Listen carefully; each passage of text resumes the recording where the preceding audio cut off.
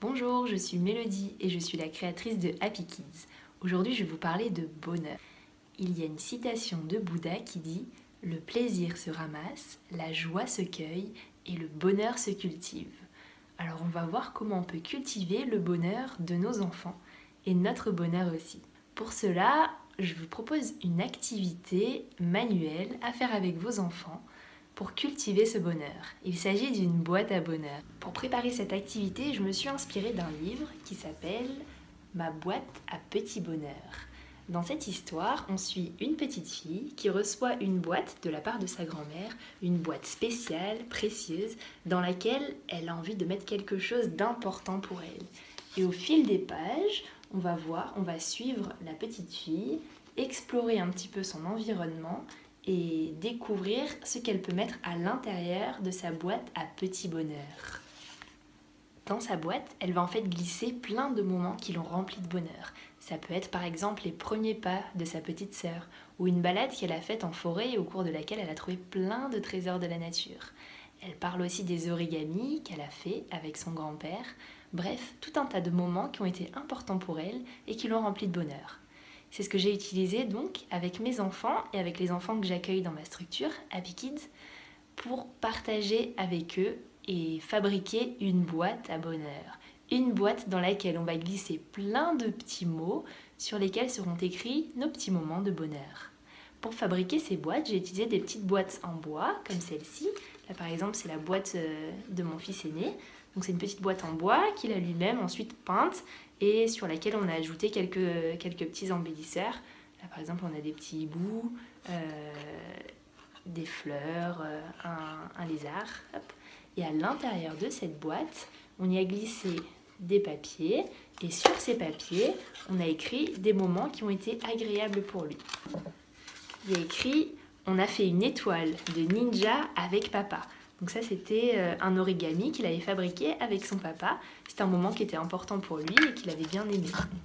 Après, si j'en prends un autre, je me suis régalée en préparant ma brochette de fruits avec des fraises, des bananes, des pommes et des oranges. Donc là, on voit qu'on n'a pas besoin de beaucoup de choses. Là, j'ai pris une petite boîte en bois que j'ai trouvée dans un magasin de loisirs créatifs.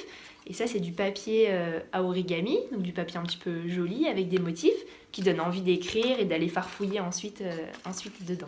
Le principe, une fois qu'on a permis à l'enfant de décorer sa boîte, c'est quand on en ressent le besoin, on fait un petit point sur la journée et sur les moments qui ont été agréables pour nous. Ça permet aussi à l'enfant, quand il a passé une mauvaise journée, de se recentrer et de repenser à quelque chose qui est agréable. Donc ça, on peut le faire le soir par exemple. Également, si on n'arrive pas à trouver de bons moments, ça va être l'occasion d'aller piocher dans sa boîte à bonheur, de tirer un petit papier et de lire et de se remémorer alors cet instant joyeux, cet instant agréable.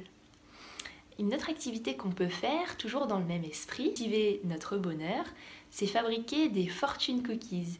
Les fortune cookies, c'est des petits biscuits asiatiques qu'on sert à la fin du repas souvent et dans lesquels il y a un petit mot écrit à l'intérieur. Là, on va pouvoir, pareil, écrire des petits mots agréables qu'on va glisser dans les fortune cookies qu'on va faire, des petits mots personnalisés à l'attention de l'enfant. Et ça va être chouette pour lui de croquer dans le gâteau et de découvrir ce papier avec un petit moment de bonheur inscrit dessus. Et s'il a déjà fabriqué sa boîte à bonheur, il est fort probable que le moment où il croque dans le fortune cookies pour découvrir le petit mot se retrouve ensuite dans sa boîte à bonheur.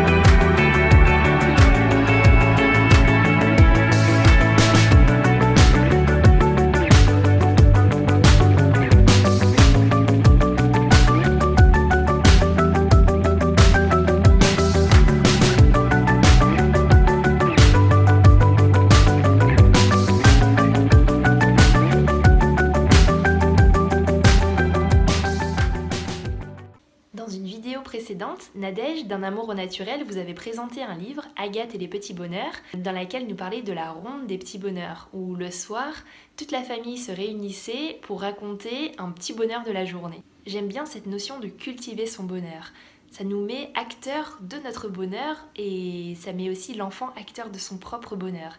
Lui transmettre ces valeurs-là, c'est lui permettre d'avoir un peu plein d'outils quand il y a un moment un petit peu difficile, d'avoir cette notion de je peux cultiver mon bonheur, qu'est-ce que je vais pouvoir mettre en place, ma boîte à bonheur, mes fortune cookies, me plonger dans un livre agréable, repenser à un moment qui me fait plaisir, tout ça à partager avec vos enfants. Et n'oubliez pas de nourrir la girafe qui est en vous.